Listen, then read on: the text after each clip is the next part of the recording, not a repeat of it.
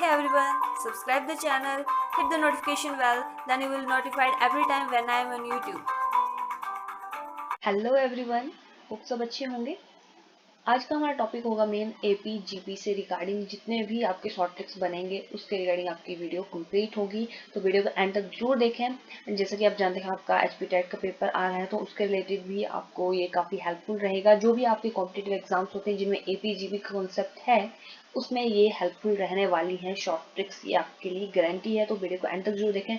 पहली बार चैनल पे आए चैनल को सब्सक्राइब जरूर करें ताकि आपकी जो भी नोटिफिकेशन आए, जो भी वीडियोस बने उसके आप देख सकें सबसे पहले। एंड ऑल्सो अगर वीडियो पसंद आती है तो लाइक जरूर करें, शेयर करें। एंड ऑल्सो अगर कोई सजेशन है आपका वीडियो के रिगार्डिंग या कुछ भी आपको क्वेरी होगी तो आप सोशल मीडिया हैंडल्स पे कनेक्ट कर सकते हैं। लिंक आपको डिस्क्रिप्शन में सारे दे दिए गए हैं। तो वीडियो स्टार्ट करते हैं। Short tricks for AP and GP. तो फर्स्ट ऑफ ऑल एक लुक से रिवीजन कर लेते हैं कि एपी होती क्या है। एपी क्या होती है, जैसे 1 2 3 4 5, ठीक है, इस टाइप के आपके पास नंबर दिए हैं। इनमें इनके जो फर्स्ट टर्म जो होती है उसको ए से नोट किया जाता है फर्स्ट, या फिर A1 बोल सकते हैं इसको, A2 के T1 T2 से भी नोट करते हैं, वो डिपेंड करता है, ठीक है। और साथ में इंपॉर्टेंट होता है इनके बीच में कॉमन डिफरेंस डी। इनके बीच में डिफरेंस जो है वो इक्वल होने चाहिए, तभी वो जो होगी सीक्वेंस जो होगी आपकी वो एपी में होगी, क्लियर। तो इसका कॉमन डिफरेंस है 1, ठीक है। इन सब में 1 का डिफरेंस है। ये होगी आपकी एपी, ये होगी आपकी जीपी की बात कर लें, जैसे हो गया आपके पास 1 2, यानी कि जिनमें जो आपकी रेशियो जो होती है वो कॉमन आती है, ठीक है। जैसे रेशियो हम कैसे फाइंड आउट करते हैं, जो सेकंड नंबर है 2/1, इसकी रेशियो इतनी है, यहाँ पे 4 हो गया, 4/2 यानी कि 2 रेशियो अगेन, ठीक है। यहाँ पे 8, कुछ इस फॉर्म में जिनमें जो आपका फर्स्ट टर्म वही रहती है, ठीक है, और जो रेशियो इसमें काउंट की जाती है। यहाँ पे कॉमन रेशियो आपकी 2 है, ठीक है। और क्या फॉर्मूले होते हैं यहाँ पे, एनएस टर्म, इनकी एनएस टर्म जो हमें निकालनी हो तो A+N-1 इंटू डी, ये सब चीजें आपकी आती हैं आपको। तो हम इसमें जस्ट यही सीखेंगे आपकी कि क्या क्या इसके आंसर आते हैं, 2A n-1 इंटू डी। तो इसी प्रकार जीपी के भी होते हैं। ये सारी चीजें आपको क्लियर है। अब हम स्टार्ट आते हैं फिर इनके शॉर्ट ट्रिक्स के ऊपर। तो जितने भी आज हम शॉर्ट ट्रिक सीख पाएंगे वो आज सीखेंगे, ठीक है। तो फर्स्ट ऑफ ऑल अगर आपको क्वेश्चन आए जनरल फॉर्म में आपको बताऊं, so if pth term of an AP is equal to Q and qth term of AP is P, then RS term of AP is what. तो RS term कैसे निकालेंगे, अगर हम एग्जांपल लें T10 मान लो आपके पास दिया हुआ है 20 एंड T20 आपके पास दिया हुआ है, यानी कि 20th टर्म जो हमें 10 है, देन T35 कितना होगा, ये आपके पास क्वेश्चन है। तो एक तो तरीका हमारा जो ट्रेडिशनल मेथड है उसमें हम क्या करते हैं, इनको जो आपको फॉर्मूला है nth टर्म लिखने का, वहां से 10th टर्म लिखेंगे हम, यानी कि A+9D which is equal to 20, A+19D दूसरी टर्म लिखेंगे विच इज इक्वल टू 10, दोनों को माइनस कर लेंगे तो इससे ये कट हो जाएगा। यहाँ पे -10D is equal to 10 and जो D की वैल्यू आ गई वो आ गई -1, ठीक है। हमारे पास A हमें, अब हमारे पास D आ चुका है, ठीक है। तो अब हम निकाल सकते हैं वैल्यूज, कैसे, D आ गया, A की वैल्यू हम फाइंड आउट कर लेंगे। A की वैल्यू कितनी आ जाएगी, अगर इसमें पुट करेंगे हम यहाँ पे -1 एंड A की वैल्यू आ गई हमारे पास 29, ठीक है। तो A और D जब AP में आ जाते हैं तो हम सारी वैल्यूज फाइंड आउट कर लेते हैं, ये आपको पता है, क्लियर है। तो यहाँ से हम T35 कितना निकालेंगे, A+34D which is equal to A हमारे पास 29 -34, D की वैल्यू पुट करके हमारे पास आंसर आ गया -5, ठीक है। ये आपका आंसर आ गया इसकी T35 की। ये तो हो गया एक ट्रेडिशनल मेथड। अब आप शॉर्ट ट्रिक कैसे लगा सकते हैं वो सीखना जरूरी है। सो T20 इज इक्वल टू 10 था हमारे पास एंड T10 जो था वो 20 था।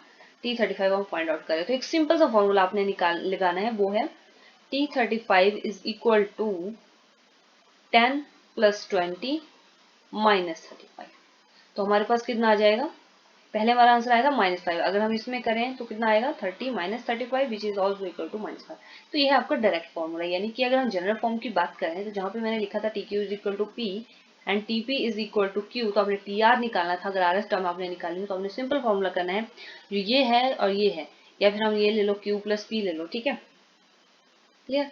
यानी कि Q + P - R, सिंपल इस फॉर्मूले से आपका ये निकल जाएगा, क्लियर। तो 2-3 क्वेश्चन करते हैं जल्दी से इसके और आपको फिर क्लियर हो जाएगा। जैसे है T64 आपके पास दी हुई 13 एंड T13 हमारे पास दी हुई है 64, तो विद इन सेकंड्स हम इसको फाइंड कर पाएंगे। T101 आपने फाइंड आउट करना है, कैसे करेंगे, सिंपल सा है, 13 64 + 13 -101 which is equal to 77 minus 101 which is equal to -24. कितना इजी है। नेक्स्ट है T2018 is equal to 102, T102 वो तो इजी था जो आपने स्टार्टिंग में किया, वहां से आप निकाल पाएंगे। जैसे इतनी लंबी लंबी टर्म्स आ गई तो आप कैसे निकाल पाओगे, थोड़ी डिफिकल्ट हो जाएगा ना। T210 इज इक्वल टू, ये आपको फाइंड आउट करना, सिंपल सी बात है, 2018 प्लस 102 माइनस 2120, इसको सॉल्व करेंगे आपका आंसर 0 आ जाएगा। कितना इजी हो गया, ये फर्स्ट हो गया, ये सेकंड हो गया। तो एक क्वेश्चन आप खुद करेंगे, आप कमेंट करके बताएंगे मुझे क्या आंसर आया आपका। T79 is equal to 126, T126 is equal to 79 और T540 आपको निकालना है।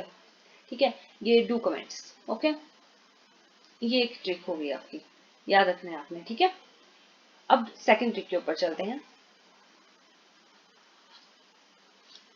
अब ये तो बात होगी आपकी नॉर्मल सम की, सॉरी आपके nth टर्म की। अगर आपके पास इस फॉर्म में आए, if sum of Q terms, ठीक है, is equal to p and sum of p terms is equal to q, then s of p plus q कितना होगा।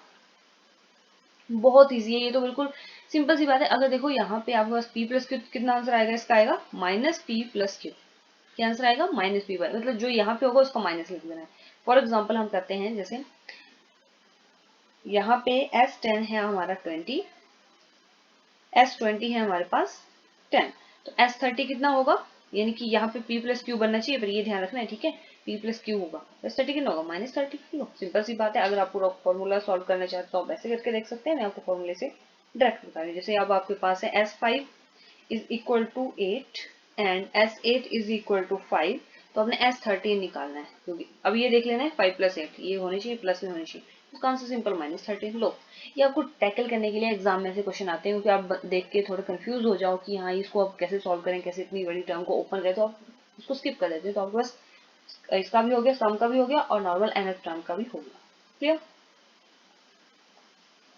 सो अब थर्ड है आपके पास, जैसे आपके पास अब एएम और जीएम के आपके बारे में सुना होगा आपने, एपी जीपी में एएम जीएम भी इंक्लूडेड रहते हैं। एएम इनकी अरिथमेटिक मीन और जीएम इनकी ज्योमेट्रिक मीन। ठीक है, अगर मान लो आपके पास है if A B C is in AP, अगर ये एपी में है तो जो आपका बी वाला होगा वो इसका अरिथमेटिक मीन होगा, यानी जो सेंटर जो आपकी वैल्यू होगी वो अरिथमेटिक मीन होगा। और अरिथमेटिक मीन का फॉर्मूला क्या बनता है इसके according, b is equal to a plus C divided by 2। ठीक है, अगर आपके पास मान लो आपके पास ये चीज दी हो या फिर 3 टर्म्स दी हो, उनमें आपसे पूछा है कि एपी में है या नहीं है, तो वहां पे आप चेक कर सकते हैं बी के फॉर्मूले से, b is equal to a plus C upon 2। अगर ये इस फॉर्मूले को सेटिस्फाई करते हैं तो वो टर्म्स जो है एपी में होती है। ठीक है, डिपेंड करता है आपको क्वेश्चन किस फॉर्म में दिया होगा। अगर ये दिया है और अरिथमेटिक मीन पूछा है तो आप डायरेक्ट फॉर्मूला लगाएंगे। अगर अरिथमेटिक मीन जो है वो दिया है और आपसे पूछा है कि वो एपी में है, तो आप इसको उल्टे वे में। ठीक है, एक ये हो गया। अब सेकंड है if A B C is in GP, अगर वो ज्योमेट्रिक प्रोग्रेशन में है। ठीक है, तो आप जीएम कैसे निकालेंगे, जीएम की क्या वैल्यू होगी, इनकी जो बी होगा वो आपका जो एम होगा बेसिकली, तो b is equal to under root a c, या आप बोल सकते हो b square is equal to a c. ठीक है, अब डिपेंड करता है, अगर आपके पास ये जो है आपको 3 टर्म्स दे दी हैं और आपसे पूछा है कि वो जीपी में होंगी या नहीं होंगी, या फिर डायरेक्ट फॉर्मूला आपसे पूछा है कि आप कैसे पता लगेंगे कि ये जीपी में है कि नहीं है, तो आप ये जीएम वाला सेटिस्फाई करके देख लेंगे ये सेटिस्फाई होती है कंडीशन या नहीं होती है। ठीक है, इसके अलावा जो आपकी एचपीटीजीटी की प्लेलिस्ट है वहाँ पे भी एपीजीपी से रिलेटेड काफी क्वेश्चन करवाए हैं, तो अब वहाँ पे जो आपके एचपीटीजीटी में आता है काफी हद तक एचपी टेट में भी चीजें आई हुई होती है, तो वहाँ पे आप बेसिक कॉन्सेप्ट देख सकते हैं। सभी आपको डिस्क्रिप्शन में मिल जाएंगे, तो आपसे रिलेटेड होंगे, रीजनिंग है, वहाँ पे भी कुछ टॉपिक्स हैं जो आपके एचपी टेट में आपको बेनिफिट कर सकते हैं कोई और एग्जाम। ठीक है, ये हो गया एपी एएम और जीएम की बात। ठीक है, अब बात आती है जैसे अगर आपके पास है एक रिजल्ट है, इफ ए बीच में है मान लो B1 B2 B3 B4 B5 और यहाँ पे है C। ठीक है, अब ये जो बीच में नंबर हैं ये सारे एपी में है। ठीक है, ए टू जो ए और सी जो है एक नंबर्स हैं, इनके बीच में ये जो हमने ऐड किए हैं ये अरिथमेटिक मीन होंगे सारे, ये सारी जो है एपी में है, तो इनके बीच के जो सारे नंबर्स होंगे वो सारे एपी में होंगे। ठीक है। अगर आपसे पूछा जाए कि ये जो नंबर्स हैं, 5 नंबर्स हमने ऐड किए हैं, इनका सम क्या होगा, तो आप कैसे फाइंड आउट करेंगे? हमने सिंपली क्या करना होता है, ये जो आपका फर्स्ट टर्म है और जो सेकंड टर्म है, ए और सी लास्ट जो टर्म्स हैं, उनका आपने क्या निकालना है, अर्थमेटिक मीन निकाल लेना है। वो कितना होगा, ए इंटू सी, ठीक है, सॉरी बीच में आपके पास प्लस होगा, प्लस सी डिवाइडेड बाई 2, और जितनी टर्म्स हैं 5 टर्म्स हैं, तो 5 से यहाँ पे मल्टीप्लाई कर देना है, तो आपके पास ये आंसर आ जाएगा। अब एग्जांपल के साथ समझे हम, तो हमारे लिए ज्यादा बेटर होगा, ठीक है। फॉर एग्जांपल जैसे यहाँ पे है 2, 5, 8, 11, 14, 17 एंड 20, ठीक है। अब 2 और 20 के बीच में आपके पास 5 नंबर्स हैं, और ये सारे इसके अर्थमेटिक मीन काउंट होंगे। ये जो है इनके बीच में जो इसके होते हैं वो अर्थमेटिक मीन है इसके, ठीक है। अब आपसे पूछा है कि इनका सम क्या होगा, जो बीच में इसके अर्थमेटिक मीन जो आ रहे हैं, बीच में नंबर्स जो है, हमारी एपी जो है उसके बीच में नंबर्स जो हमने डाले हैं, उनका आपने सम फाइंड आउट करना है। तो आप कैसे करेंगे, only just 2 + 20 divided by 2 into 5, which is equal to 5 into 11 which is equal to 55, clear, ठीक है। ये होगी आपकी एपी की बात। अब आती है जीपी में, ऐसे कैसे, अगर जीपी में नंबर ऐड हो, जैसे 1 है, 2 है, 4 है, 8 है एंड 16 है, क्लियर। अब ये नंबर्स हैं, और यहाँ पे आपके जो फर्स्ट और सेकंड के बीच में जितने नंबर्स ऐड अप हुए हैं, ये 3 हुए हैं, इसके ज्योमेट्रिक मीन कहलाएंगे। एंड आपको इनका सम फाइंड आउट करना है, इनके ज्योमेट्रिक मीन आपको फाइंड आउट करना है। तो आप कैसे फाइंड आउट करेंगे, 1 इंटू 16 यानी कि फर्स्ट इंटू सेकेंड, ठीक है, मल्टीप्लाई करना है अंडर रूट, और जितने हैं बीच में 3 है ना, तो 3 आपने इससे इसकी पावर लगा देनी है, यानी कि आपके पास कितना आ जाएगा, 4⁻³ which is equal to 64। Basically हम बोल सकते हैं क्या कि g⁻n, यानी कि जो आपका ज्योमेट्रिक मीन है उसकी पावर n, यही फॉर्मूला लगा ना आपका। ज्योमेट्रिक मीन आपका क्या होता है, यानी कि √AB, यही आपको ज्योमेट्रिक मीन मैंने आपको बताया, √AB⁻n, क्लियर। ये आपका होगा ज्योमेट्रिक मीन के केस में, जब आपको इस फॉर्म में दी होंगे नंबर्स, क्लियर। अब ये भी बात होगी। अब बात आती है जैसे आपके पास क्वेश्चन है, बेसिक तो आप वहीं पे फंसते हैं कि हम स्टार्ट कैसे करें उस क्वेश्चन को।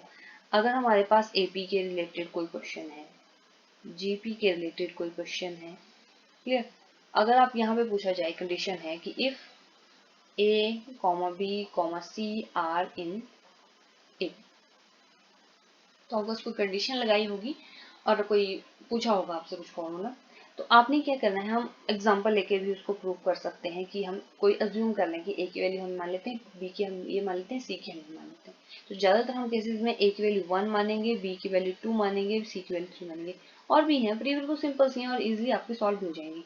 अगर आपसे बोला है, फिलहाल ये जीपी वाला हटा देते हैं कॉन्सेप्ट, अगर आपको बोला है कि इफ a², b², c² जो है वो एपी में है, तब आप क्या अज्यूम कर सकते हैं, तब आप a² की वैल्यू ले सकते हैं 1, b² की आप वैल्यू ले सकते हैं 25 एंड c² की आप वैल्यू ले सकते हैं 49।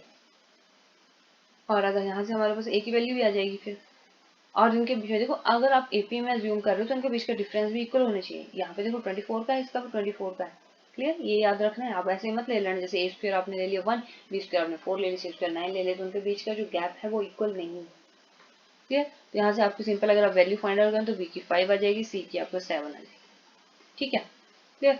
ये हो गया एपी का। अगर जीपी में अगर आपके पास कोई क्वेश्चन है तो आप कैसे अज्यूम करें कि ए बी सी मान लो ये जीपी में है, तो आप कैसे अज्यूम करेंगे जीपी की वैल्यूज, तो ए हम मान लेंगे 1, बी हम मान लेंगे 2 और सी हम मान लेंगे 4, ठीक है। या फिर जस्ट असम्पशन है, जैसे कोई क्वेश्चन है, कोई क्रिटिकल क्वेश्चन है जिसको जनरल फॉर्म में दिया हो, एबीसी की फॉर्म में दिया हो, तो आप अपने एग्जाम्पल वहाँ पे फिलअप करके भी क्वेश्चन सॉल्व करते हैं, ठीक है। तो आप इस फॉर्म में अज्यूम कर सकते हैं, ठीक। तो आपके पास क्वेश्चन आता है, जैसे आपके पास Sn दिया हुआ है, ठीक है, Sn की वैल्यू है 3n² + 5n, और आपसे पूछा है A5 फाइंड आउट कीजिए। तो आप कैसे फाइंड आउट करेंगे, आपने सिंपली क्या करना है, यहाँ पे आपके पास फॉर्मूला होता है, ठीक है।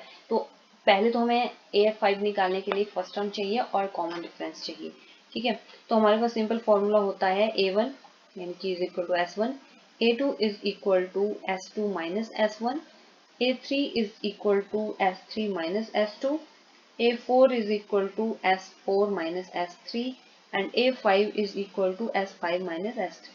सिंपल सी बात है, पहले हमें ये चीज़ आ गई, दो चीज़ें आ गई तो हमारे पास कॉमन डिफरेंस आ जाएगा, तो हमें आगे निकालने की जरूरत नहीं है। तो हमें A5 चाहिए बेसिकली।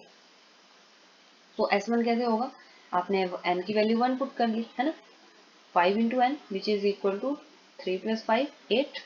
S2 हमारे पास आ गया 3 2 square plus 5 into 2 4 4 3 12 plus 10 22। S3 is equal to 3 into 3 square plus 5 into 3 which is equal to 27 plus 15 42। और S4 निकालने की जरूरत है, 3 इंटू 4 स्क्वेयर प्लस 5 इंटू 4, ये आप निकाल लेंगे, ठीक है। यहाँ पे हमारे पास अब A1 की वैल्यू आ गई 8, A2 हमारे पास कितना आ गया 22 minus 8 which is equal to 14, A3 हमारे पास आ गया 42 minus 22 which is equal to 20। इसी प्रकार आपको तो फर्स्ट टर्म आ गई A, first term common difference इसके बीच में कितना है 14 माइनस 8 6, या 20 में से अगर आप 14 माइनस करें तब भी 6 आ रहा है। तो ये दो जब आ गए आपके पास, तो आप कोई भी टर्म A5 तो बहुत इजी है, 51 52 यानी कि कोई भी टर्म आप फाइंड आउट कर सकते हैं। तो A5 हमारे पास आ जाएगा A plus 4 into D which is equal to 8 plus 4 into 6, ठीक है 56। इस टाइप से आप क्वेश्चन फाइंड आउट कर सकते हैं, ठीक है। तो काफ़ी रिजल्ट हमने देख लिए, बेसिक चीज़ें भी आपने देख ली, तो काफ़ी ज़्यादा क्वेश्चन जो है वो प्रैक्टिस करने हैं। होप आपको आज की वीडियो अच्छी लगी होगी, अच्छी लगी तो जरूर लाइक करें, एंड आप लाइक करते हैं तो हमें भी अच्छा लगता है कि जो हम करते हैं वो आपको समझ आ रहा है, एंड क्वेश्चन के आंसर जरूर करें। Thank you.